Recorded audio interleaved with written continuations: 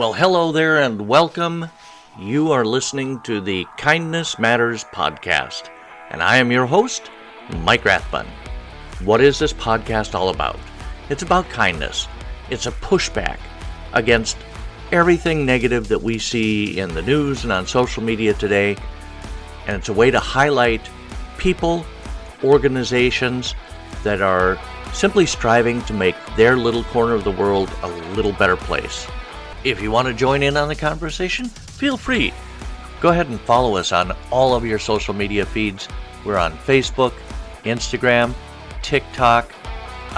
We're even on LinkedIn under Mike Rathbun. Check us out.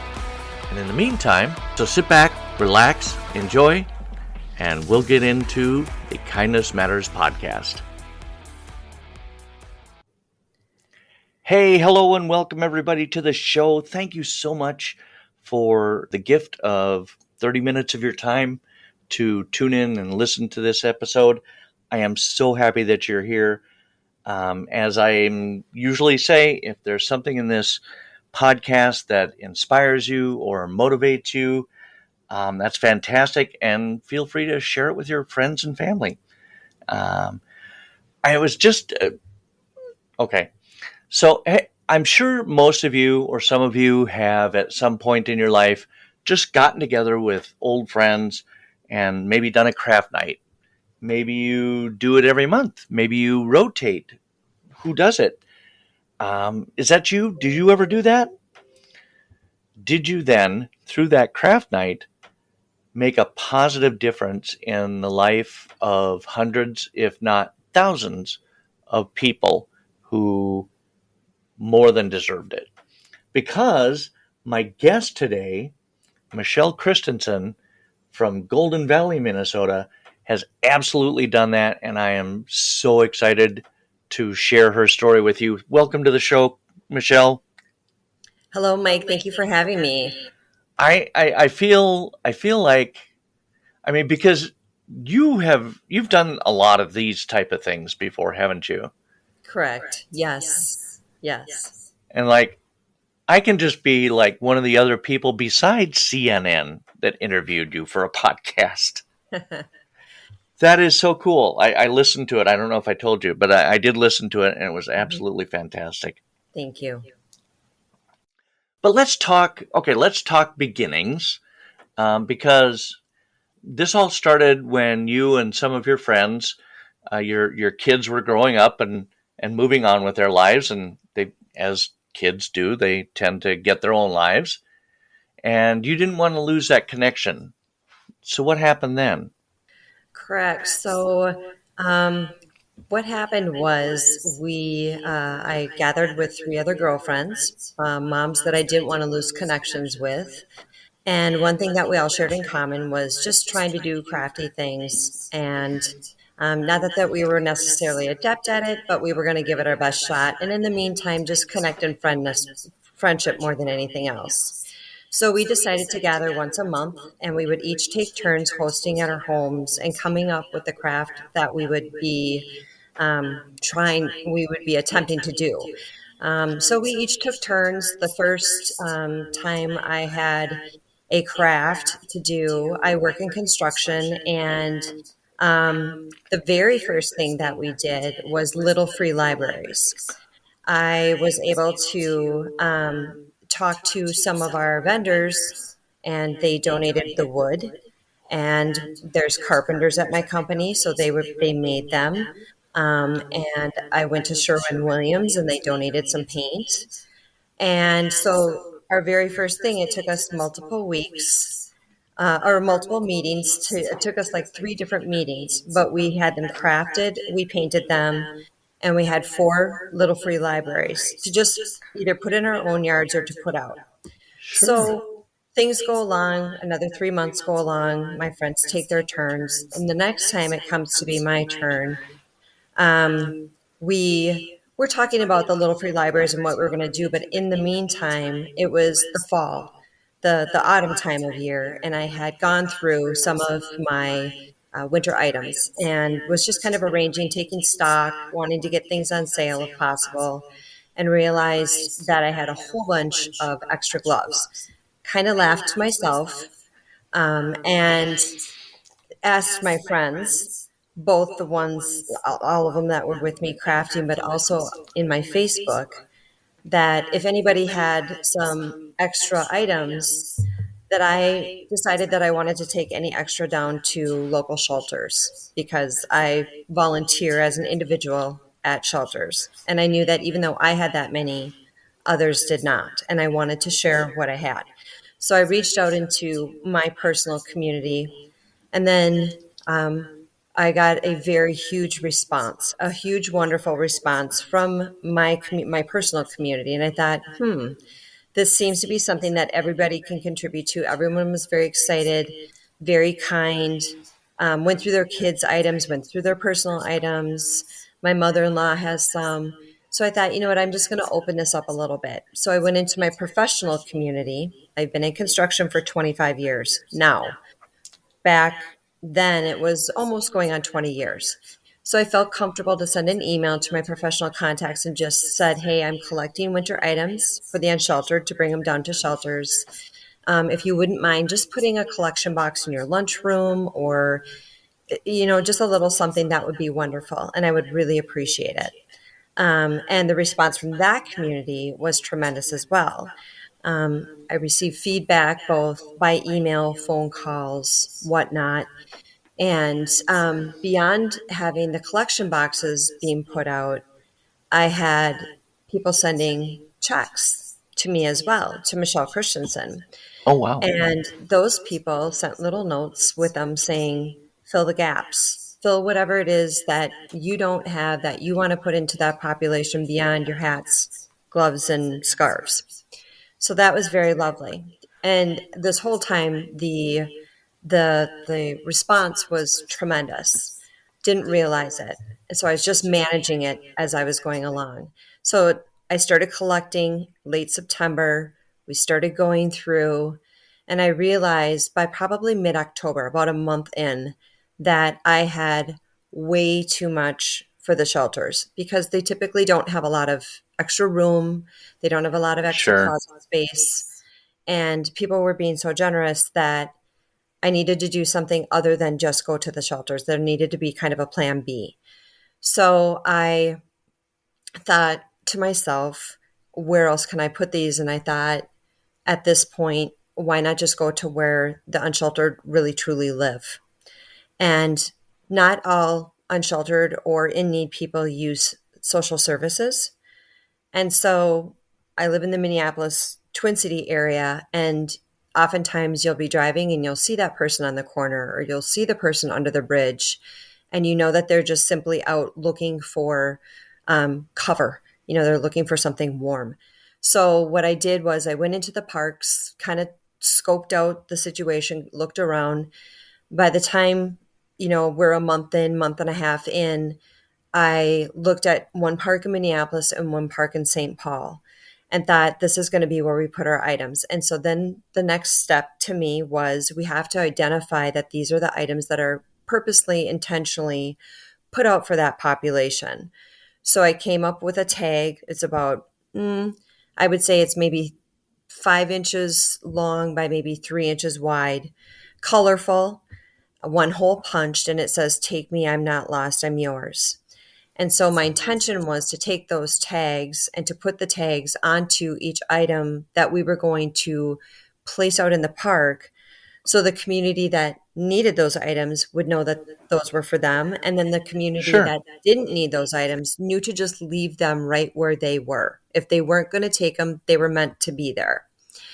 And then in the process, as I'm going through and I'm kind of coming up with a bit of a plan, I called the city of Minneapolis. I called the city of St. Paul, asked them what their rules and regulations were to make sure that our hard work wouldn't be taken in an adverse way, because it was simply meant in kindness. And so I didn't want any kind of darkness to come upon the shine.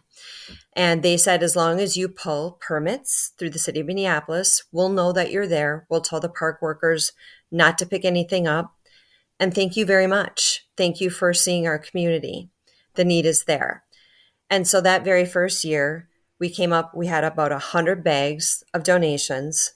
And in the process of collecting all of those donations, um, I had put a message out and said thank you to everybody. And I had a lot of personal people say, I'd like to help you put that out in the parks. I'd like to help you bring it to the shelters. I'd like to help you put it out in the parks.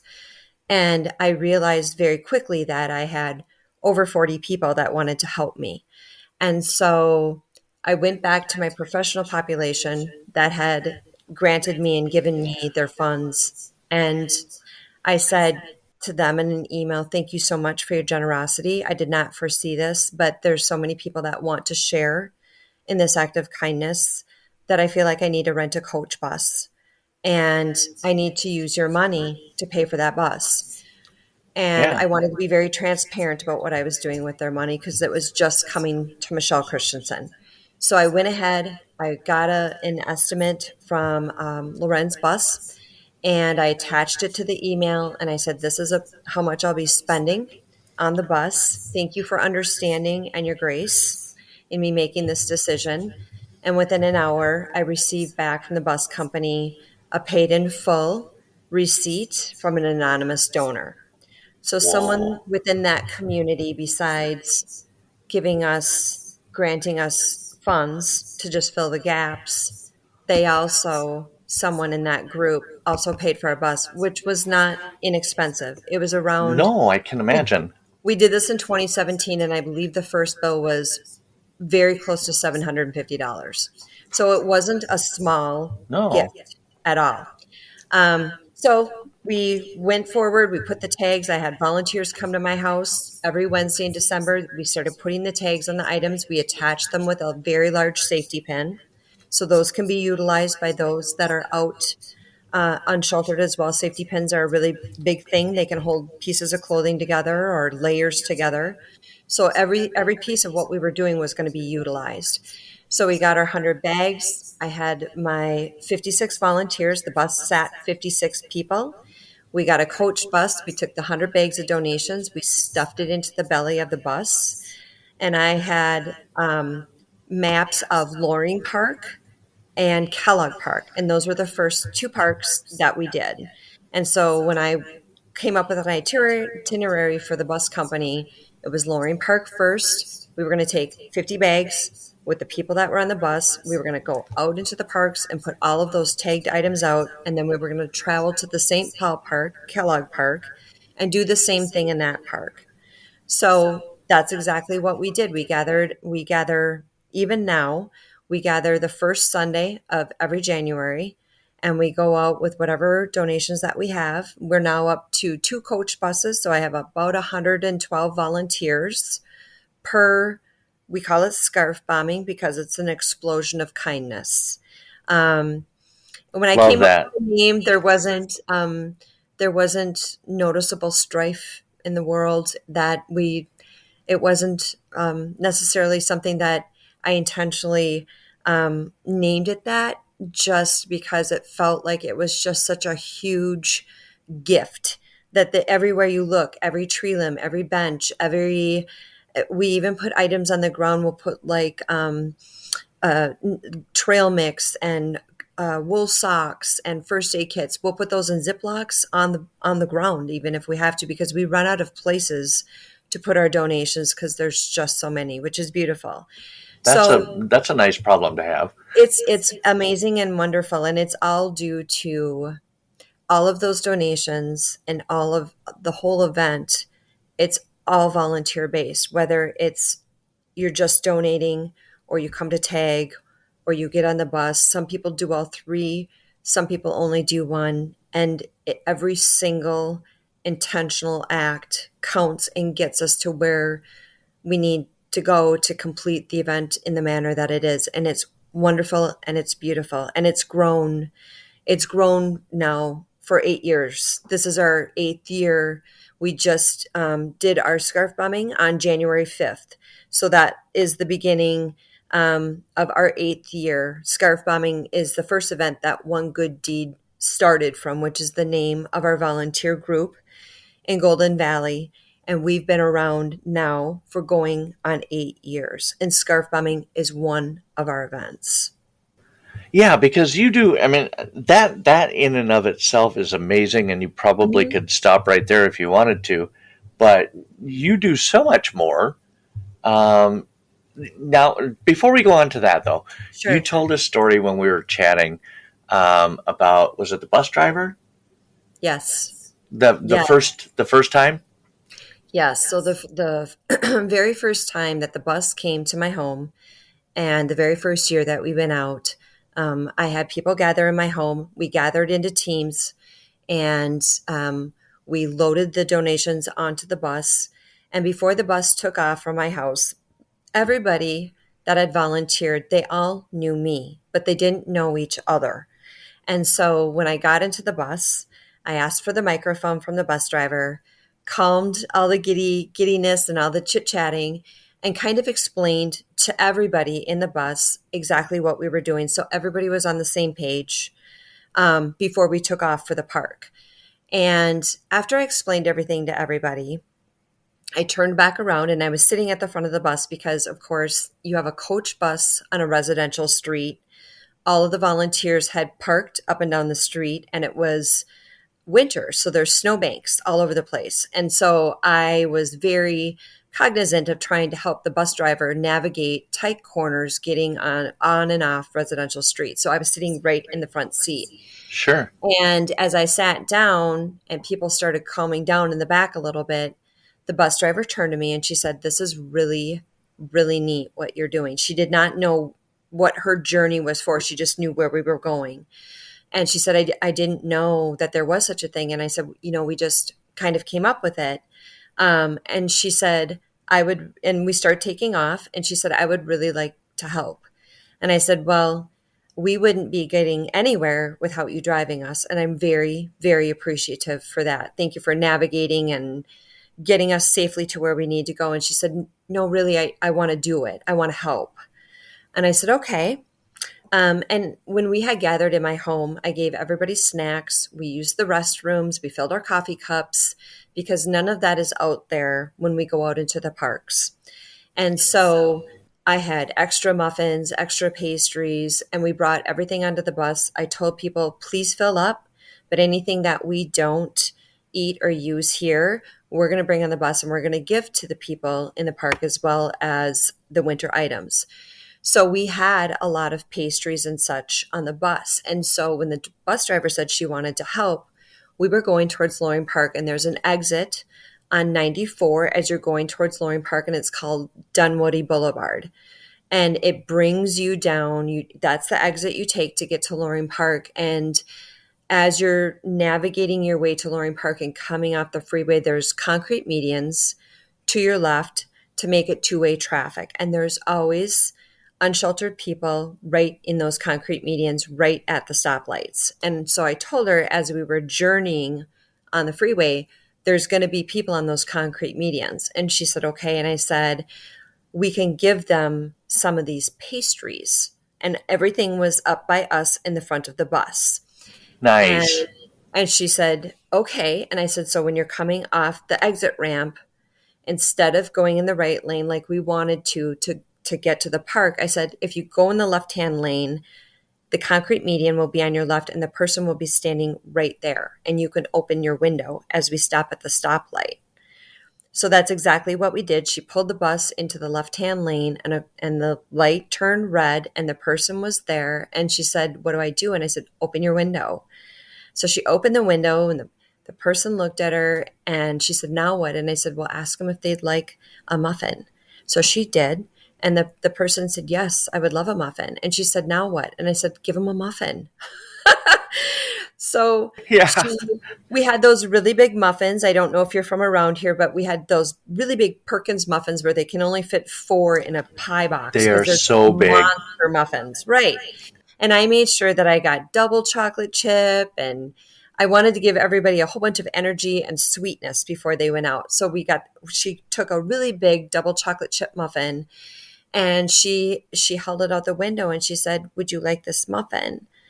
And he said yes. And he started coming over to the bus and she leaned out and she gave him the muffin and he said, thank you. And she said, now what? And I said, give him the box, ask him if he wants more. And he said, yes. And she said, now what do I do? And I said, give him the box. Give him the whole box of muffins, because oftentimes you'll see one unsheltered person, but they're within a community, Sure. or they're Yeah. taking turns, or it's more convenient for them where they are, but they have their own community as well, and they take care of each other. So you may see one, but there's always going to be 4 or 5 more. And there happens to be a bridge probably within a block and a half of that location. And I know that there's family that live up in the eaves underneath the bridges. So I knew that the food was going to go immediately underneath that bridge. So she got to help. She was just tearful and so grateful and had an amazing experience. So we get into the right hand lane. We go to Loring Park. She pulls in. She opens the bus doors. I had already kind of explained everything to the volunteers. She hops out of the bus, opens up the bellies of the bus, and we take out 50 bags. We have 4 teams on a bus. So everybody, if there's 56 people, they're just divided into 4 teams. And I have a leader per team. So if you're out in the park, you know who your leader is. If you have any questions, if you want to go back to the bus. But then that way too, we don't leave the park without everybody being accounted for. That team leader knows that they're 12 people, they're 14 people. Those people know to check in with that team leader. And I wanted to make sure that no one left the park. I told them, don't go to Dunn Brothers for coffee. Don't try to find a bathroom. You need to stay here. We have 45 minutes. So we did our scarf bombing in Loring Park. And then the volunteers, I gave them a time frame of please come back to the bus by 12:30. If you're done before, come and sit on the bus and wait. 12:30, we counted heads, and we were on our way to the next park, which was Kellogg Park, and we had to take another very skinny street. And we started turning the corner, and the light in front of us that we needed to turn to get onto the freeway to turned red. And the Walker Art Center is right in front of us, very tight turn. Again, I'm sitting in the front of the bus, and I can hear this chitter chatter in the back of the bus. And by now, people were just beyond themselves about what they did. They had moments of real clarity and kindness, and they just loved what they did. And so the din on the bus was just tremendous. And so I'm trying to help her navigate the skinny street. And I hear in the back of the bus, I hear this woman say, Joe, Joe. And she's talking a little bit louder above, and I can hear, and I'm like, oh my gosh, what's going on? So I turn around and there's nothing really. And then I hear her say it again. She's like, Joe, my blanket, it's moving. And so I turn around and I look at her, and she's about halfway back on the bus. And I look at her, and she's just loud enough where the other people on the bus are kind of looking at her too to see what is she talking about. So her husband looks out the window. He happened to be in the window seat. And he looked out the window, and his wife had put out a neon pink blanket. And it was visible from where she was, even though we were away from the park. She could see Oh it, and my the blanket gosh. was moving. And he said, somebody has your blanket. And so somebody, in the time it took us to load the bus and go around the corner, we did not see many unsheltered people out looking. They knew that we were coming. I had given the shelters in the area flyers about 2 weeks beforehand and said, please share this with your community. We're going to come on this date at this time. And please let them know that if there's anything out there with this tag, they can have it. Food, tents, sleeping bags, items, it doesn't matter. It's for them. It's purposed. And so they knew that we were going to be out in the parks, and they were waiting. They were waiting for us to leave, and that's exactly what happened. We got on the bus, we left, and we hadn't even turned the corner to get on the freeway, and this woman saw her pink blanket moving because somebody was underneath the blanket and had taken it. So when her husband said, somebody took your blanket, all of a sudden I felt a shift on the bus because everybody went over to that side of the bus to see if their items, yes, it kind of lean. But they wanted to see if their items were being taken and used. And it was amazing and beautiful and heartwarming. It was amazing. And so by the time we turned onto the freeway, I swear people were singing Wheels on the Bus Go Round and Round and, Old MacDonald, and they were just having a blast in the back. They were getting to know each other. I heard things like, "You only live 4 blocks from us. Our sons played hockey together. Oh, I know her. I work with her." So So it's a beyond, real community. yeah, beyond giving into a community, they were able to also receive from the community of kindness that they were sitting in. And it was very lovely to watch all of the connections happen. Even though I was at the front of the bus, I didn't see it all, but I saw enough of it and I could feel it on the bus. It was amazing. So we ended up going to Kellogg Park and we did the exact same thing. By the time we got out, they were old hands. They knew what they needed to do. But I will share one other little story and I'll be quick. I don't know if I've shared this with you before, but we got to Kellogg Park and there's nowhere to park a bus on Kellogg Boulevard. It's just a two-way both ways. Yeah, So if you're about, not familiar with St. Paul, right. those streets over there are nuts. Well, and there's nowhere to park unless you go into a ramp. There's just nowhere to park. There's no metered parking. There's no nothing. And so Kellogg Park the Mississippi River sits on the right hand side, and then Kellogg Boulevard sits on the left. And then the park sits in between the river and the road. So we were doing kind of a rectangular strip park. And the bus driver didn't know where to park. And I said, let's do this. Just put the bus here, meaning like just just right behind a stoplight. And I said, just flip on your hazards and we'll be quick. And she said, I want to help again. And I said, okay, here's what I'll do. I'll stay on the bus. You can go out and you can scarf bomb, but don't go too far. Because if a police officer comes, I need you to come back on this bus and I need you to, to drive this bus. I do not have a license that says I can Right. drive this bus. And she was so eager to help that I wanted to find a way to let her help. So that's exactly what we did. She threw on the blinkers. So I'm sitting on the bus and I'm watching and I can kind of see all of the volunteers at this point. I can make sure that no one's really leaving the park. And then all of a sudden I look up and we're sitting behind, it's a 2-lane, Kellogg Boulevard is a 2-lane. And so we're in the rightmost lane with the hazards on behind a stoplight. People are going around us. It's not a problem at all. But I look and there's a car that is on the other side of the intersection of the stoplight in front of us in the right-hand lane with their hazards on. And I'm like, oh no, people are starting to park on the road like this is a parking spot. And then another car came and then another car came.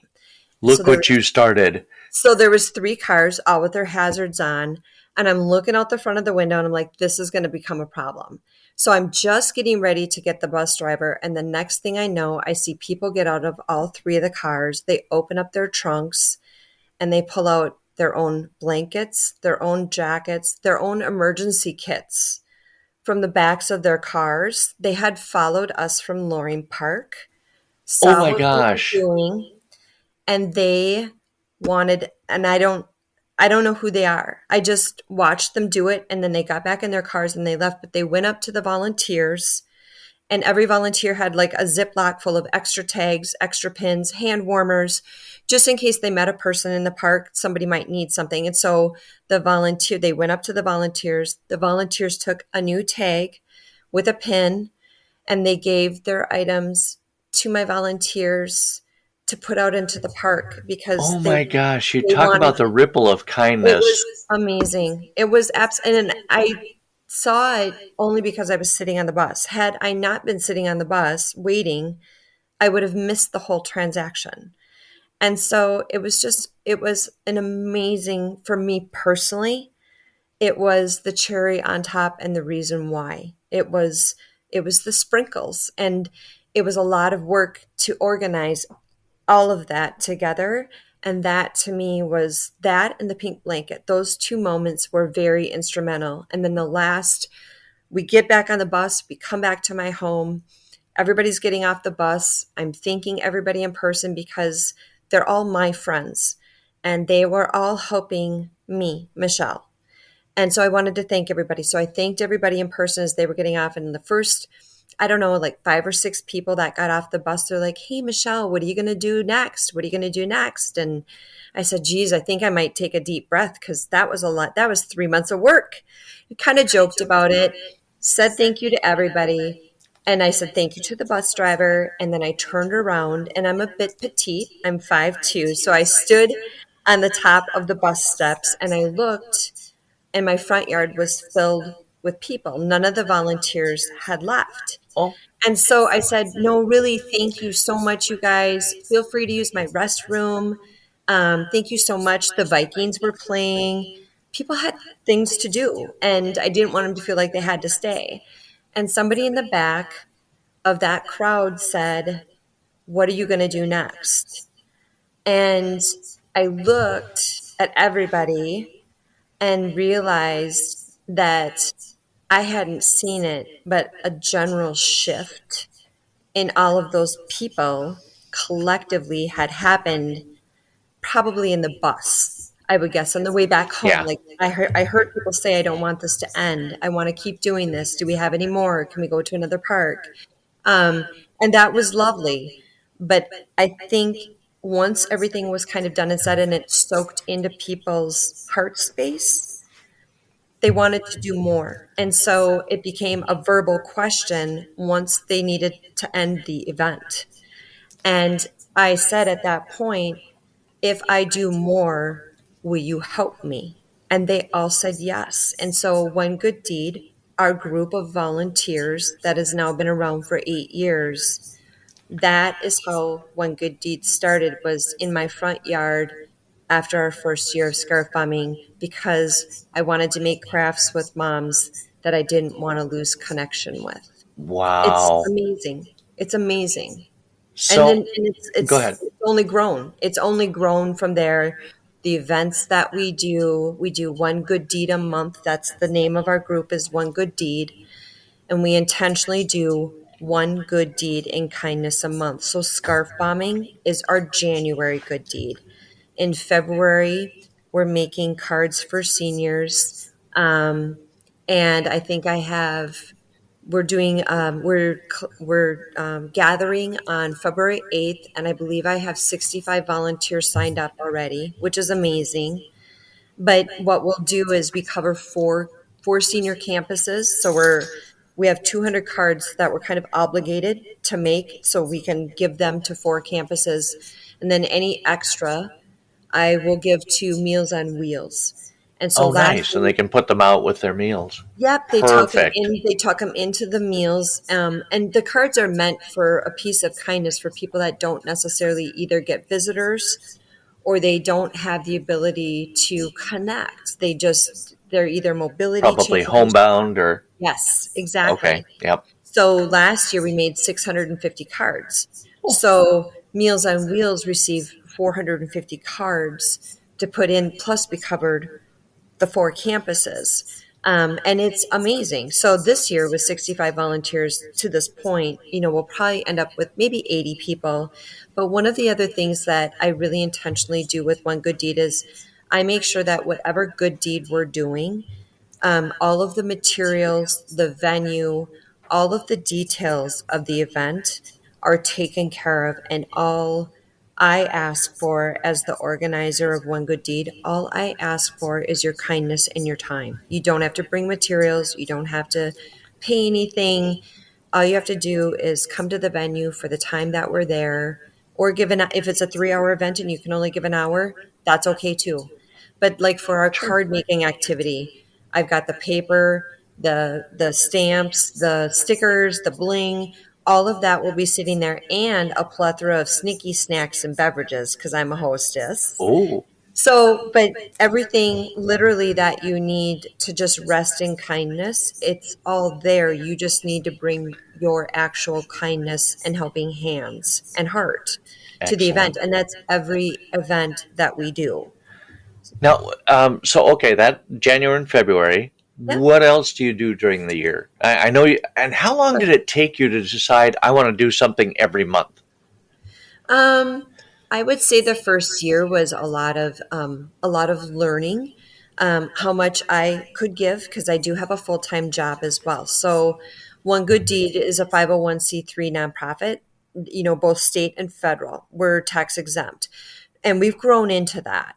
But it takes a lot of time to organize. And the good deeds that we have 12 a year, but I have several partners, nonprofit partners that One Good Deed supports on the backside, that it's not an event. You wouldn't see it as something that you could participate in, but we support other nonprofits that maybe don't have their status so they can receive the benefit of kindness. I saw on your website that you partnered with the Animal Humane Society. Yes. Yes. That's amazing. Like in March, like some of our events, it did take a minute, I would say the first year, but then I just I wanted to do a little bit of everything for everyone. So there'd be an appeal for everybody. March is recognized as International Women's History Month. And so we host it's a International Women's Day, kind of like a showcase. I invite 36 women run, women inspired, women centric, whether it's the League of Women Voters or a needle workers group or Herself Health, who does women only health items concerns. I rent a space, a huge gymnasium. I invite 36 different, there's no overlapping, but 36 kind of different organizations or businesses to come there and just be present, answer questions. If somebody wants to sign up for a class, they want to find out more about something, but it's free to the vendor and it's free to the public. One Good That's Deed pays for the fantastic. space, and it's just about, here are some things that are out there for you. And we do it in the vein to celebrate women just because that's March's event. And of course, we get men and kids, and it's lovely. Last year, I think we had about 400 people come and attend, just kind of walk Whoa. through. So the lovely part is that if you're coming as a guest, there's no charge at all, but you can walk into this gymnasium and you can take all the time that you want, and you can bounce off every table or three. Whatever speaks to you, you can spend that amount of time there with them and get one-on-one, face-to-face answers. How does this look? Do you have another chapter in my area? Whatever the question may be, that's what those people at the table are there for. They want to share what they do. And it's Sure. specific, but it does apply if you're a loving partner, to say a woman, and she's asking questions, you can stand right there as her male counterpart or female counterpart or whoever you are as her partner. You can stand there and hear the same things she's hearing and say, hey, you know what? I've got a question. Could that be something I could participate in too, or whatnot? So that's March. April, we do an Earth Day community cleanup. I get a 20-yard dumpster donated and we fill it up to the top. I had last year, I think we had 45 volunteers. We break up into teams and we have garbage bags and we just fill the dumpster. And we go out for 4 hours. I have Boy Scout troops, Girl Scout troops, church groups, clubs, organizations. That's April. May is Flags for Fort Snelling and the Animal Humane Society Walk for Animals. We're walk ambassadors for them. So we kind of fill their gaps. We're just the people that walk around to make sure that if any participant has a question, where's the restroom, where's the start line, that's Sure. what we do. And then Okay. Flags for Fort Snelling, we put flags at Fort Snelling. We sign up for shifts. So if that's something that speaks to you, that's a very hard organization. Those gaps fill really fast, but I get dedicated slots all weekend and people can sign up for that. We have a charity garage sale in June. Last year we made $8,000 for charity. The year before was 9,000. And we have two nonprofits. All the money that we make, we donate into the two nonprofits. So everybody that wants to donate items, like let's say the epilepsy truck is coming around or the veterans truck is coming around, you put your stuff down at the curb and they pick it up. We at One Good Deed will take that we start in mid-May and we start taking donations in. We put everything out. I have 5 yards, 5 full front yards full of items. And what happens is we put everything out and nothing is priced. It's free will pricing, and everything that we make is considered an in-kind donation. So one person can come up and say, this book is 25 cents to me. And the next person can say, this book is $100 to me. And to us, it doesn't matter because Yeah. all of the money goes to our supported nonprofits. But it's a wonderful, beautiful way to donate and repurpose your items to someone else. And then we do have people, I go to shelters in our area where the garage sale is, and I put posters up and I say, if you're in need or you're unsheltered, come. And so we'll get that population as well, where they come and they'll come up, and I see it all the time. They'll have a couple bags worth of stuff and they'll be like, they'll open up their wallet, kind of paw through, and they'll be like, is $7 enough? And I'll say, five is enough. Five is enough. And you know what? You've Yeah. got 3 ones. I need ones. I'll take those 3 ones. You keep the five. um, because it's about dignity, at a certain point. But then there's other people that they come here because they know that that's what we're doing, and they may not want to do a formal donation into a nonprofit, but they know who we support, and so they'll come in and they'll support that nonprofit that way. That's June. July, we kept the little free libraries. We do 30 little free libraries every year. They're all made. I have the paint, the brushes, everything. Everything is donated. And we did our 200th Little Free Library last year. So now we'll be up to 230 this year. That's crazy. And we do kindness. We paint kindness rocks, the little ones that just aren't old enough to paint yet, because we get families for that activity. So I'll have a separate little area where they can make friendship bracelets and they can paint rocks and they can do whatever. And then we have the kids and the families that are a little bit older and can hold a paintbrush and kind of do a good job of it.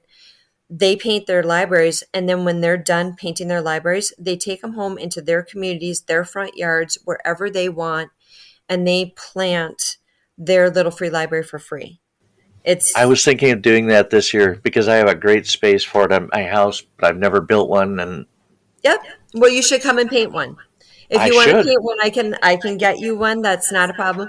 And my carpenters that do them now, it's a retired men's group that meets every week, and they actually make my little free libraries, and then I donate to them, and they meet every week to be in service. So they've done many things for one good deed. It's amazing, and they make beds for foster children. So they turn around and Oh, take the money that I donate to them for making the libraries, and the beds come in kits already, but they buy the bedding. They buy the sure. mattress and the sheets and everything else. So when they're going to a foster home to install a bed, they've got the pieces for the bed, but then they've also got the bedding. And they have pictures, but they fix bikes and they do memorial crosses for the fire department. I mean, they just want to be in service. So they make my little free libraries every year, and they love it. They love being purposed. They know what they're doing. And it's a ripple. It goes all the way. If I didn't have them, I couldn't do little free libraries. The families couldn't plant those in their communities. Yeah. August, we do backpacks for unsheltered youth. September, we do fleece tie blankets we did 200 this September. And we tuck teddy bears in the blankets. We did 50, we gave to the Ronald McDonald House, 50 to Foster Dot Minnesota, 50 to Hennepin Healthcare, and 50 to Hennepin County First Responders for the backs of their cars and ambulance. October, we do uh, comfort care for cancer patients because Cancer Awareness Month is October. So we'll do mastectomy pillows, port covers, chemo caps. We do that. November, we do cards for seniors again, but we do Thanksgiving because that's a very popular thing. And volunteers like that activity. And there's a lot of people that love those cards. Oh, sure. And then December, we start kind of going full tilt, getting ready for scarf bombing. So that's, I For just kind January. of leave Yeah. that. Yeah, I leave that open. So that's our schedule in a nutshell. Wow, Yeah. Michelle, this is so amazing, and all because you wanted to stay close to your friends as the kids moved off. Right. I mean, it just started so simple and so organically, and that is that is so amazing. Thank I you. cannot thank you enough for your time today. It Thank has you. been the absolute pleasure of a lifetime to talk with you and have you hear your story. Wonderful. Well, thank you so much for having me and sharing our ripple of kindness. It really is out there. Our group started with 100 people or 56 people that first year, and now, we're up to over 1,700. And so That's oftentimes crazy. I just want to let people know that kindness really does still live and thrive. And sometimes it's a little hard to see, but if you find the right place, you'll find it. And your organization is Yes. onegooddeed.org, and I will Yes. have the link for that in the show notes. So anybody who wants to know what's going on, or wants to volunteer, or wants to donate, that's the place to do it. Wonderful. Thank Thank you you so so. much. You're You're, welcome. Have a great weekend, my friend.